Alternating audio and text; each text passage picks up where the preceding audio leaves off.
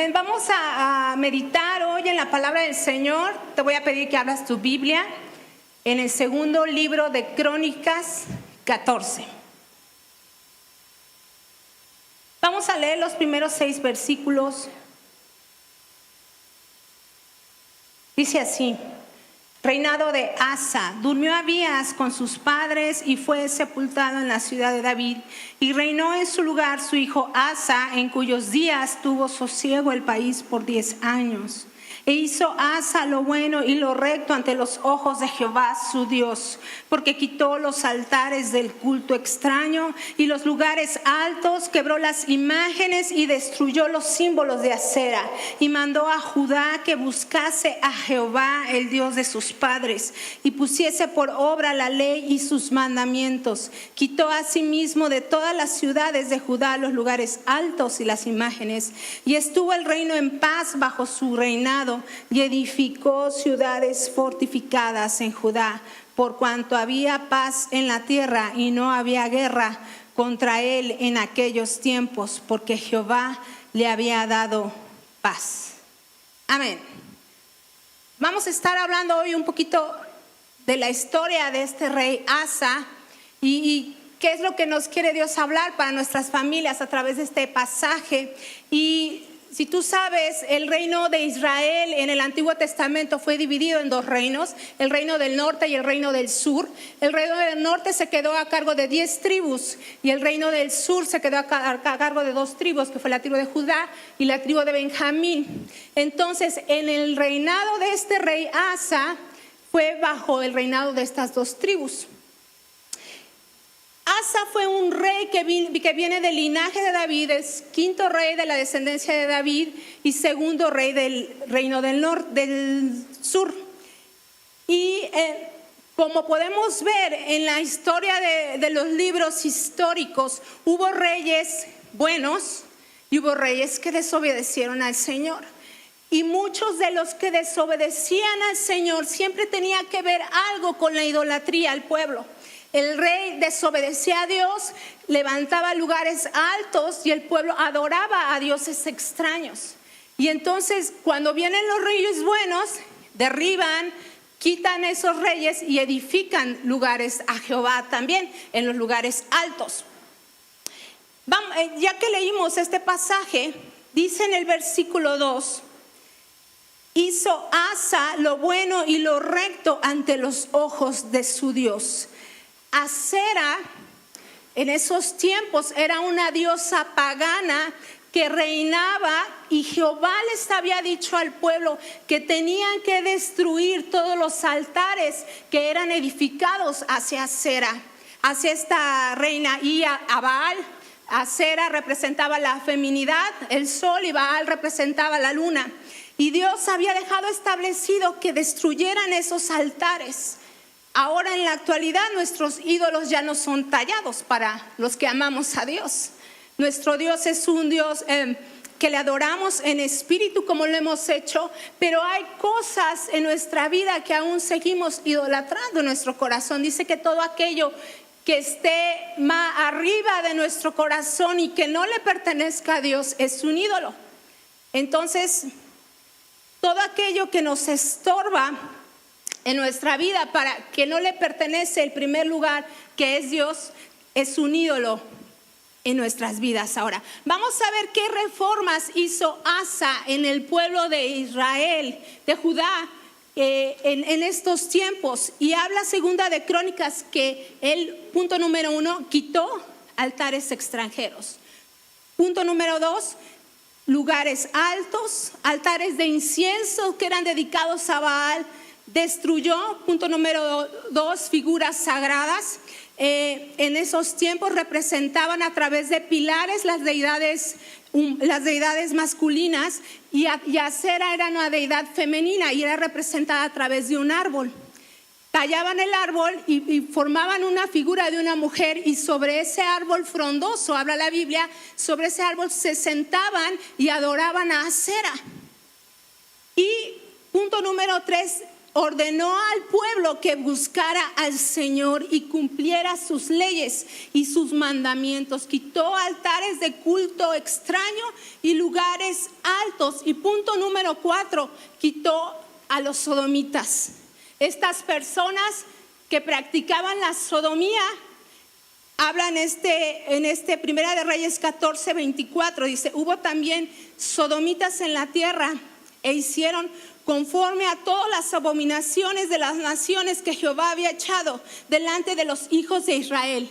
El padre de Asa, Abías, la genealogía de Asa viene de David, Salomón, Roboam, Abías y llega a Asa. Pero los antepasados de Salomón hacia Asa habían edificado altares a dioses extraños. No se habían comprometido con ser fieles al Señor. Y llega Asa y como dice el versículo 2, dice: e hizo Asa lo bueno y lo recto ante los ojos de Jehová su Dios. Él vino, y vamos a ver ahorita qué fue lo que más hizo. Vamos a Primera de Reyes 13:15. Y dice: también privó a su madre Maca de ser reina madre, porque había hecho un ídolo de acera. Además deshizo Asa el ídolo de su madre y lo quemó junto al torrente de Cedrón. Sin embargo, los lugares altos no se quitaron. Con todo, el corazón de Asa fue perfecto para con Jehová toda su vida. También metió en la casa de Jehová todo lo que su padre había dedicado y lo que él dedicó: oro, plata y alhajas. Aparte, Asa se puso en contra de su familia, porque su madre Maca, que significa destrucción, estrujar, el nombre de Maca, había una diosa que ella adoraba y era Acera. Entonces fue y despojó todo lo que Maca había edificado, también su madre. O sea, se opuso a lo que sus mismos padres habían adorado. Y mandó sobre todo a Judá que buscase al Dios de sus padres. El rey Asa no podía obligar a la nación y al pueblo para que le siguieran al Señor, pero sí hizo reformas y hizo todo lo que estuvo en su mano para erradicar aquello que estorbara al pueblo, a las familias. Dice: sin embargo, los lugares altos no se quitaron, versículo 14. Si leemos más en el contexto, sí se quitaron los lugares altos, pero no se quitaron los lugares altos que eran edificados a Jehová. ¿Por qué? Porque eso lo dejó ahí y nos dice que si nosotros disponemos un corazón para amar a Dios, las generaciones venideras disfrutarán de aquellos que sembramos. Tenemos que comprender lo que el Señor quiere de cada uno de nosotros. Y dice Mateo 22:37, Jesús dijo: amarás al Señor con todo tu corazón, con toda tu alma, con toda tu mente y con todas tus fuerzas. Este es el primero y el más grande mandamiento. ¿Qué quiere Dios que hagamos en nuestras vidas? Yo recuerdo una vez una prédica del pastor que decía que si le venías a preguntar que si podías ir a la fiesta de fulanito y ser su padrino, que mejor ni vinieras, ¿verdad? Y cómo en nuestra vida, aún conociendo a Cristo, hemos ido a lugares que no tenemos que ir, de culto extraño. Hemos con nuestros pies pisado esos lugares. Anoche yo estaba casi ya cayendo en mi sueño y se me vino la vida de Moisés. Y en Éxodo, en el primer capítulo, habla acerca de cómo los egipcios estaban oprimiendo a los israelitas. Y en ese versículo 2 habla acerca de cómo Moisés nació y todo lo que pasó. Y en el capítulo 3 nos habla de cuando el llamado de Moisés, se me vino así, el llamado de Moisés, cuando Dios le llama en el monte Horeb.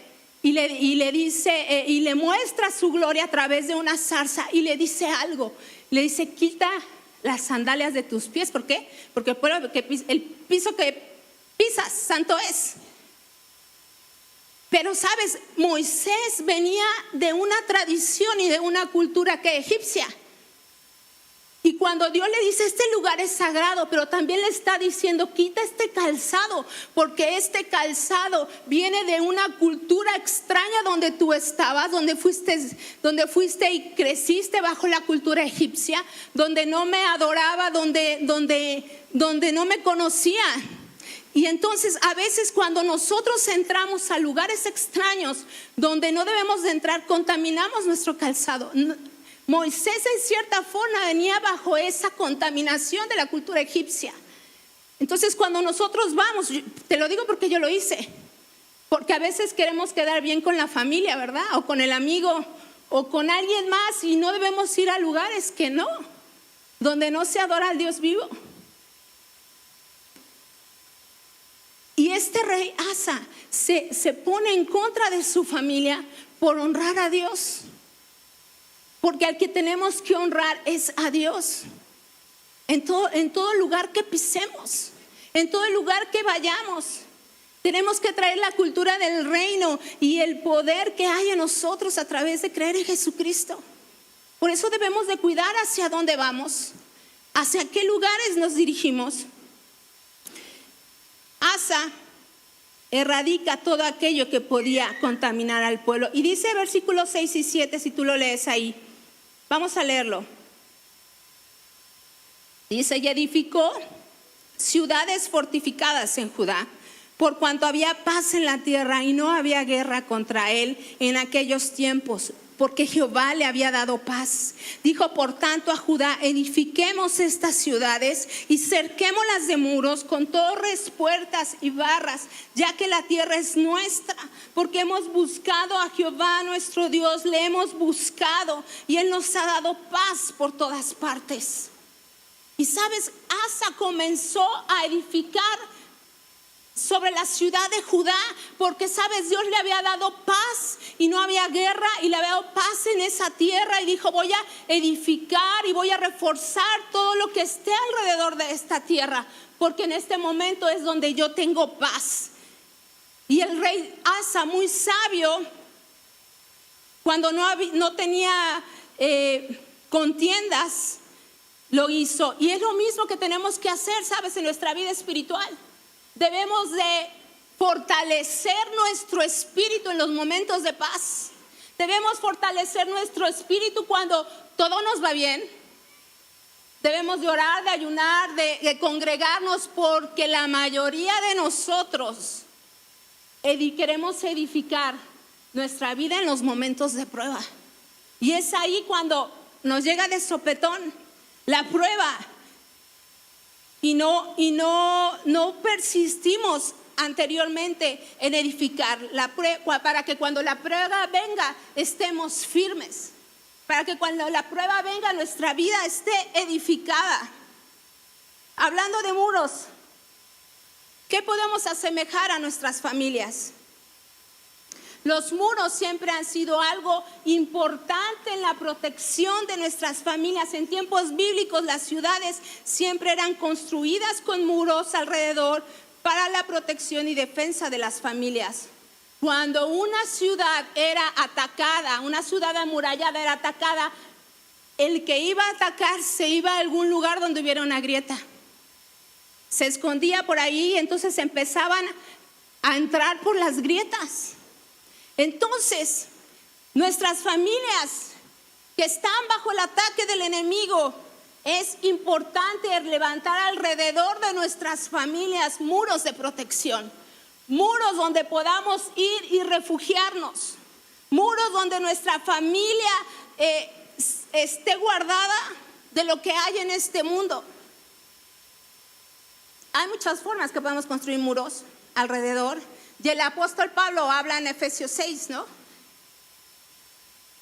Que tomemos la armadura, que tomemos coraza, calzado, escudo, yelmo, espada. Que nos preparemos, que alistemos nuestras vidas para el momento de la prueba. ¿Qué significa amurallar nuestro hogar espiritualmente?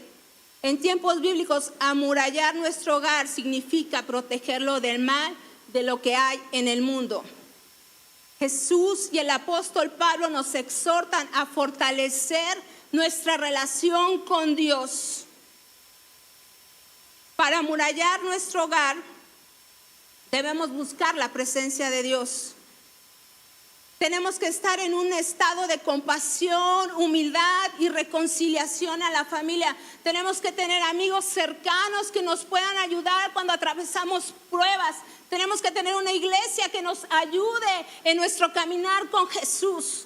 No tenemos que permitir que los pecados nos abran las puertas al maligno. Otros aspectos que debemos cuidar. Punto número A, la oración. La pastora predicó sobre Job. Y yo te he predicado también que tenemos que ser persistentes en el orar cada día. Otras cosas que tenemos que hacer para amurallar nuestra casa, nuestra familia, es la disciplina y la amonestación. Efesios 6:4 dice: y vosotros, padres, no provoquéis a ira a vuestros hijos, dice, sino criadlos en disciplina y amonestación del Señor. Las disciplinas son las reglas de la casa, ¿no? Hay reglas que tenemos en la casa por cumplir. Y si no se cumplen, entonces debe haber una amonestación. La amonestación tendrá la capacidad de que tu hijo va a saber que si hay algo que no se hizo, hay una consecuencia. Y tendrán la capacidad de decidir en el futuro correctamente sobre aquellas cosas cuando el enemigo quiera venir y entrar sobre su vida. Punto C, ¿qué más tenemos que hacer? El temor a Dios. Dice, el temor a Jehová, Proverbios 14:26. Encontré unas joyas en unos versículos que te voy a leer. Proverbios 14:26 dice, el temor de Jehová está la fuente de confianza y esperanza tendrán sus hijos. Dice, el temor de Jehová es manantial de vida para apartarse de los lazos de la muerte. Fíjate cómo dice este versículo en otra versión. En el temor de Jehová, en la Biblia del lenguaje actual, hay confianza segura y a los hijos dará refugio. El temor del Señor es fuente de vida para evadir los lazos de la muerte. El temor de Dios es una protección maravillosa si tú se las inculcas a tus hijos para guardarlos del mal, para protegerlos del maligno. Esa protección divina no solo va a estar cuando estén en tu hogar, sino cuando salgan de él y hagan sus propias familias, porque infundiste un temor de lo que es Dios en su corazón. Es por lo que más te tienes que preocupar, por saber que tu generación va a seguir al Dios vivo que tú seguiste. Punto número D, el cuidado y dedicación en la relación de pareja. Mira este proverbio. Proverbios 27:7 dice, el que está lleno hasta la miel desprecia. Al que tiene hambre hasta lo amargo le sabe dulce. El cuidado y la relación en la pareja. Si tú no te preocupas por cuidar de las necesidades de tu esposo o de tu esposa, si no están satisfechas en esa relación en pareja, ¿sabes qué? Hasta lo amargo le vas a ver dulce por otro lado a tu esposo. Hasta lo amargo va a ir a buscar en lugar de estar en el panal de miel. También los muros en la antigüedad eran edificados y en las construcciones nuevas también hay otras cosas que se llaman muros de contención. Y en los muros de contención se ponen en las partes de afuera para sostener que la casa no se derrumbe, que el terreno no se venga hacia afuera. Y son aquellas situaciones espirituales que están empujando tu casa, pero que ahí está un muro que edificaste en oración para que esa casa no se caiga. Y tenemos que edificar la firmeza en nuestro carácter. Mateo 5:37 habla, antes bien sea vuestro hablar sí o no, y lo que es más de esto procede del mal. Tienes que tener firmeza en la relación con tus hijos, en los permisos que le das, en lo que te pide, en lo que desea hacer y que tú sabes que no le va a bendecir, en los lugares que ellos pisan, a dónde van, en todo lo que hacen. Esa presión que a veces los hijos causan a los padres por querer hacer y deshacer y tú no les permites. La firmeza de tu carácter los va a guiar hacia donde es lo puro y lo verdadero. Otras formas para edificar muros de contención: el castigo. Dice Proverbios 19:18, corrige a tu hijo mientras aún pueda ser corregido, pero procura no matarlo a causa del castigo. Si no hay una consecuencia a la desobediencia y a la rebeldía, entonces no estamos abriendo más bien no estamos tratando de cerrar una grieta, como te hablé. Estamos abriendo una puerta para que tu hijo no reciba la corrección. Dice, mientras pueda ser corregido, porque va a haber un momento que ya no te va a hacer caso si no lo corregimos desde niño. Sé la comunicación directa y sincera. Ve este proverbio, está hermoso. Dice, te lo voy a leer en la traducción al lenguaje actual. Las palabras dichas a tiempo son como manzanas de oro con adornos de plata. Para quien sabe apreciarla, una sabia reprensión vale tanto como una joya de oro muy fino. O sea que las palabras que le tienes, los consejos que le tienes que decir a tu hijo, tienen que ser a tiempo, dice el proverbio. Porque dice, son como manzanas de oro, o sea, son valiosos tus consejos, son apreciados. Dice, para el que sabe apreciarlo, dice, son una joya. Los consejos de los padres son una joya para los hijos, aunque a veces no nos gustan, o aunque a veces no los damos. Regresando al pasaje de Asa, Asa confió en Dios para pelear sus batallas. Cuando confiamos en Dios en nuestras batallas y no en nuestras capacidades, no en nuestra fuerza, Él pelea nuestras batallas. ¿Qué prácticas espirituales como la oración, el estudio de la palabra, el ayuno puede ayudarnos a edificar muros fuertes alrededor de nuestra casa espiritual? La oración nos permite acercarnos a Dios. La oración nos permite rendirnos y entregarle nuestras aflicciones a Él. La oración nos abre a recibir de su amor y nos ayuda a desarrollar una mejor relación con Dios y con nuestra familia. El estudio de la palabra nos aumenta nuestra fe. La Biblia nos hace ver quién somos nosotros en Cristo, quién leemos lo que es puro, verdadero, lo que es para nuestras vidas. Y al estudiar la palabra de Dios aprendemos más sobre quién es Él y cómo Él quiere que vivamos nuestra vida. El ayuno nos ayuda a nutrir nuestro espíritu. El ayuno nos acerca a Dios. Yo quisiera poder ayunar más. Me cuesta mucho trabajo, pero es algo que antes hacía con más facilidad. Y el ayuno podemos deshacernos de la tentación de buscar nuestras propias satisfacciones temporales y concentrarnos en aquello que es eterno. Cuando ayunamos liberamos el orgullo y el egoísmo y nos rendimos ante la voluntad de Dios. Sabes, me estaba recordando el versículo de Cantares 1:2. Y dice, oh, si Él me besara con los besos de su boca, porque mejores son tus amores que el vino. Cuando se escribe esta parte de Cantares, una de las interpretaciones bíblicas es que el vino representa un placer. Hay un gozo cuando se toma, hay un placer cuando se toma. Pero dice aquí Cantares que mejores son tus amores que el vino. Mejor, Dios, es tu placer eterno que un placer temporal. Mejor es enamorarme de ti, Jesús, de tus placeres, porque los placeres de Jesús son un placer superior. No es un placer temporal ni terrenal. Es un placer que nos lleva a través del ayuno a encontrarnos con Dios y saber que es mejor su amor que cualquier cosa temporal en la tierra. Por eso tenemos que ayunar, porque el ayuno no es que, como decía mi pastor Oscar, nos hacerle manita de puerco a Dios.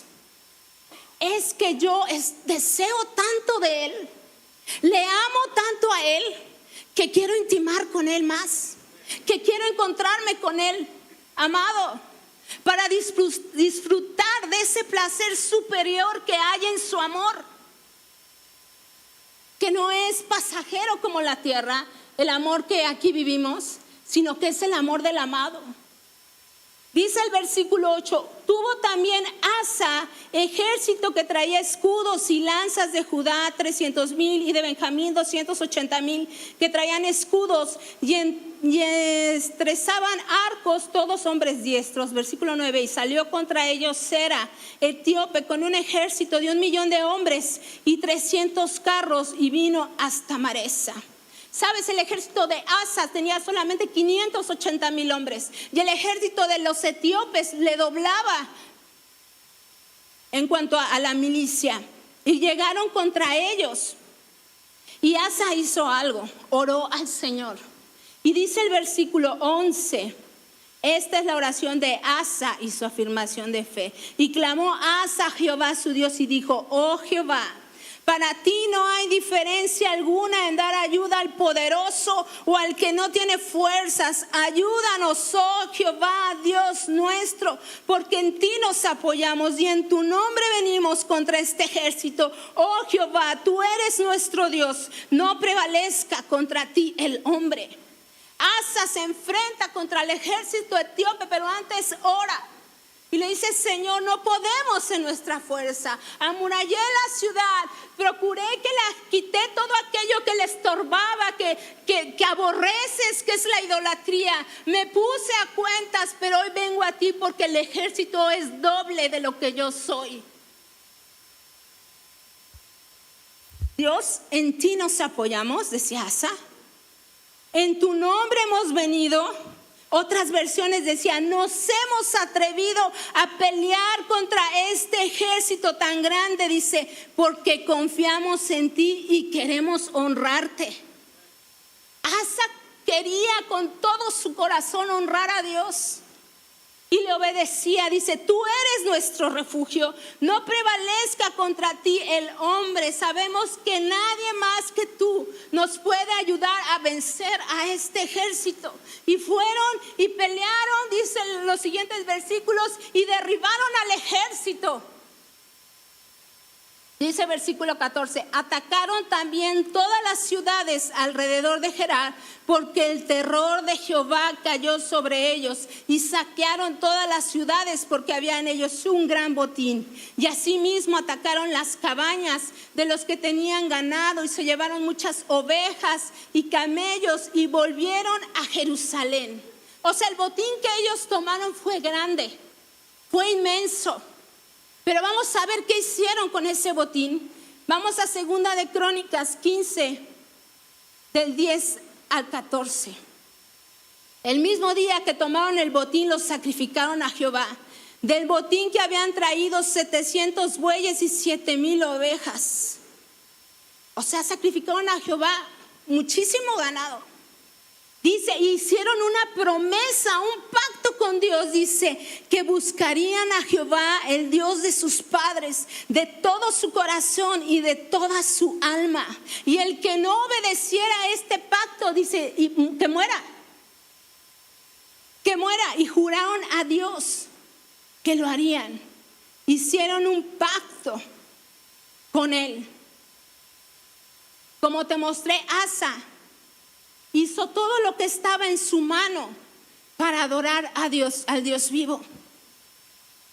Y hoy quiero decirte que los pecados espirituales no solucionados por los padres en la familia, como sabemos, se transmiten a la siguiente generación. Si no resolvemos los problemas y los pecados, tendrás una deuda que dejarás espiritual a tus hijos. Le endosas maldiciones a la siguiente generación. Por eso tenemos que erradicar todo aquello que es un ídolo en nuestra vida. Todo altar que no es en nuestro corazón que le pertenece al Señor. Porque si no le estás endosando a tus hijos problemas espirituales, problemas no resueltos, trata de resolver todo aquello que tienes que sanar en tu vida y en tu familia. para dejarle a la siguiente generación una brecha más limpia, una brecha más bendecida, una brecha donde tú les enseñaste a amar a Dios y que esa generación no va a ir con garras espirituales. Fíjate lo que dice este versículo, ya casi acabo. Ezequiel 18:2, en la Nueva Traducción Viviente. Dice: ¿por qué citan ustedes este proverbio acerca de la tierra de Israel? Que dice: los padres comieron uvas agrias, pero la boca de sus hijos se frunce por el sabor. Dice otra versión: los israelitas repiten a todas horas este refrán que dice: los padres la hacen y los hijos la pagan. Pero yo me pregunto, ¿por qué lo repiten? Este era un refrán muy dicho entre el pueblo de Israel. Los padres la hacen, pero los hijos la pagan. No heredemos a nuestra generación maldiciones que nos tocaba resolver a nosotros. Primera de Pedro 1:18-19 dice: sabiendo que fuisteis rescatados de vuestra vana manera de vivir, la cual recibiste de vuestros padres, no con cosas corruptibles como oro o plata, sino con la sangre preciosa de Cristo, como de un cordero sin mancha y sin contaminación. ¿Qué recibimos de nuestros padres? De acuerdo a este pasaje: corrupción, maldición. Jesús, con su sangre, nos redimió. La maldición es quitada a través de Jesucristo. La corrupción que viene de las generaciones es quitada a través de su sangre. De las decisiones que nosotros tenemos que tomar para bendecir a la siguiente generación. Que Dios nos libre de todo aquello que no fue provechoso de nuestros antepasados. Que tomemos la bendición por la cual ellos contendieron. Si tu familia estuvo en Cristo. La historia de Asa es una historia de hace muchos años. Y yo decía: Dios, ¿por qué me llevas a esta historia, verdad? Porque me salió así de la nada. Bueno, no era de la nada, pero no era algo que yo estuviera buscando aprender sobre esta historia. Pero Salomón dice que no hay nada nuevo bajo el sol. Y que nosotros a través de la historia bíblica podemos aprender lo que pasó, los hechos, los personajes, porque nos puede pasar a esta generación. Las personajes ni los conflictos son los mismos, pero en el fondo son las mismas cosas que nos atañen ahora en la actualidad. La idolatría, el elevar nuestro corazón a algo que no es Dios. Dicen por ahí, ¿no?, que el pueblo que no conoce su historia tiende a repetirla. Por eso tenemos que replicar lo bueno que nos enseña la palabra. Por eso tenemos que tratar de aplicar, imitar. Nos habla el apóstol que imitemos a Cristo como Él lo hace. Sed imitadores de mí como yo de Cristo. Tenemos que aprender como el rey Asa a quitar de nuestra vida lo que nos estorba.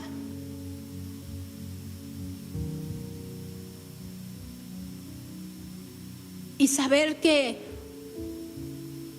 yo pensaba cuando el rey Asa dice que trajo ese gran botín y lo sacrificó a Jehová. Y yo hablo por mí, hermano, a veces no me puedo mantener en pie cuando vengo a adorar a Dios. Me siento y digo: Señor, si todo lo que hacemos aquí es para adorarte, me tengo que esforzar más en levantarte adoración, porque aún en la ofrenda, ¿sabes?, es adoración al Señor. No es para platicar, hermano, es para que le adoremos y traigamos el fruto de lo que Él nos dio. Pero eso me hablaba a mí el Señor, Digo: Dios, ¿cuánto más tengo que honrarte? ¿Qué tengo que hacer más para honrarte, Dios? Porque el pecado que mora en mí, esa es su palabra, me aleja.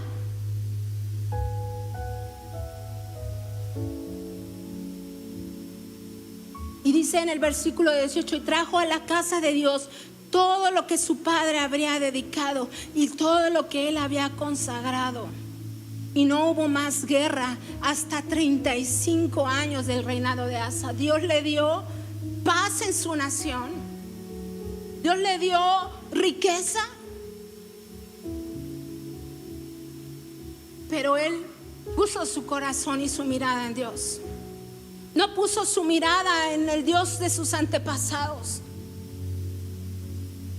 Decidió amar al Dios que lo fortalecía, al Dios que ya había conocido, si sus antepasados que habían sido guiados como David su padre, dice la Biblia, aunque fue su tatarabuelo.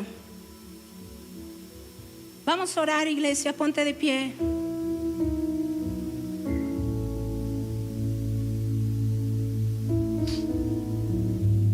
Señor, te honramos, Padre. Señor, queremos honrarte con nuestras vidas, Señor. Señor, queremos venir cada día, Señor, que nos presentamos aquí y honrarte, amarte, Señor. Entregarte nuestro corazón, Padre. Decirte que eres lo primero en nuestra vida, que eres lo más importante, Señor. Que mi vida y que nuestras vidas, Señor, te honren. Te honren con lo que somos, Padre. Te honren con nuestros labios, Padre. Te honren con nuestros cuerpos, Señor. Te honren con nuestros bienes, Señor, porque todo lo que nos has dado es tuyo. Porque todo te pertenece, Señor.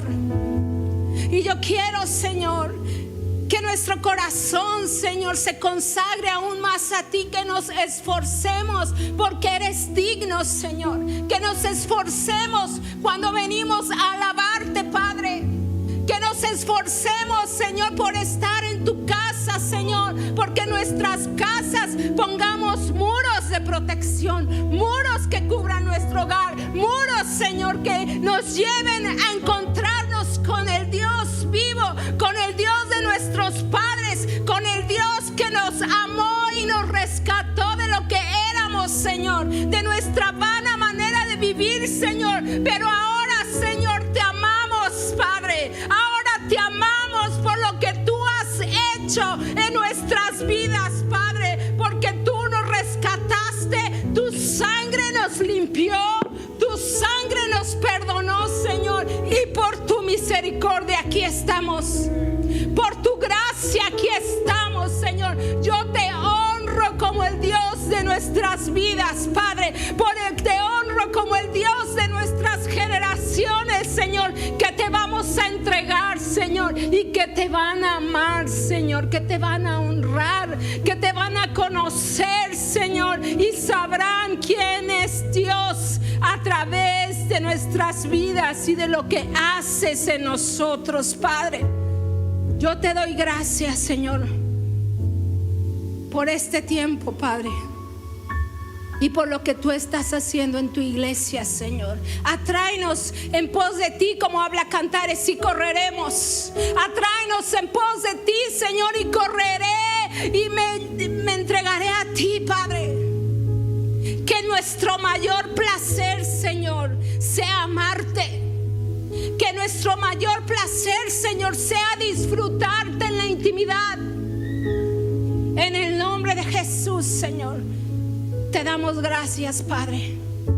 Amén y amén.